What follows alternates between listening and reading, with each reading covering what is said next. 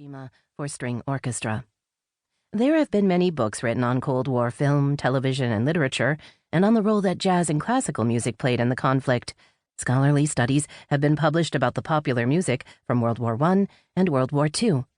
Yet the American and British popular music, written specifically about Cold War topics, has yet to be fully explored.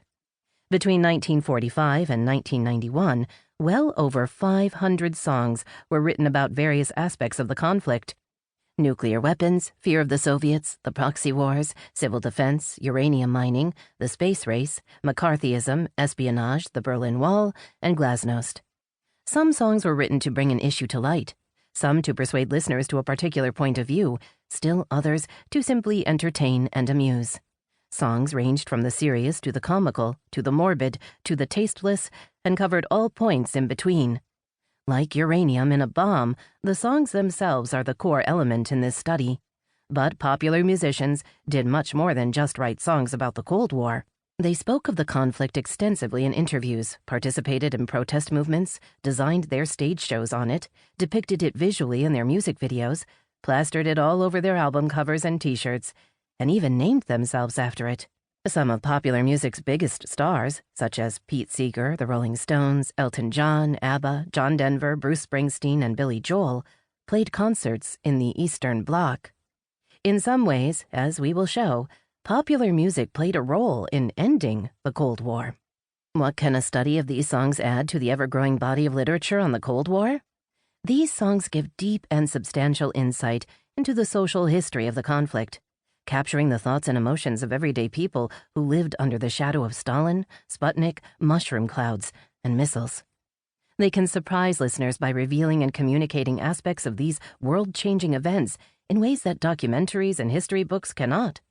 They grapple with controversial geopolitical issues of the time in concise, 3-minute packages. Is the Soviet Union an evil empire? Is communism at our doorstep? Are nuclear weapons more of a danger or a deterrent? Could World War III actually take place? What constitutes a just war? Can we trust our leaders? Rarely has popular music addressed such weighty questions as the ones in these songs. Like fossils in our collective memory, they have preserved Cold War events that have been forgotten or half remembered and bring them back to life again. Although popular songs cannot give a detailed understanding of the conflict, they can communicate something that is perhaps just as important as the historical facts: a visceral sense of what it was like to live through the Cold War. Many of these songs are just as relevant today, since we continue to live in a world of nuclear weapons, suspicious superpowers, proxy wars, and walls being constructed. In some ways, the Cold War never ended.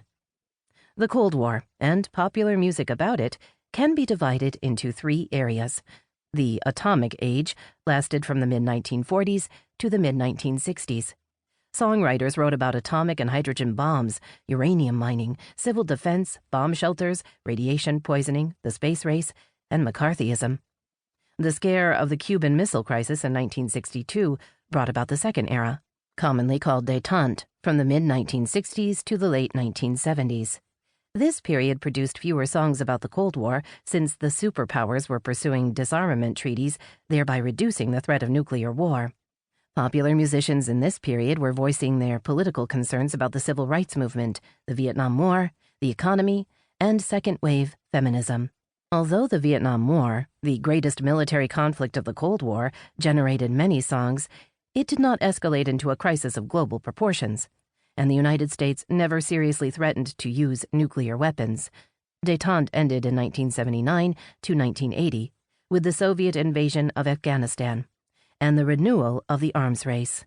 This second wave of atomic anxiety lasted into the latter years of the 1980s, sometimes called the Second Cold War. Several songs from this period charted highly and became part of the cultural landscape. Music throughout history has always been a mirror of cultural change, and the songs written about Cold War topics mirrored the degree of tension in geopolitical affairs. But before introducing the music, it would be helpful to provide a summary of the major events of the Cold War. Overview of the Cold War. The Cold War, like the 2 world wars, was a war of technology. When the 20th century began, the centuries-old techniques of cannon fire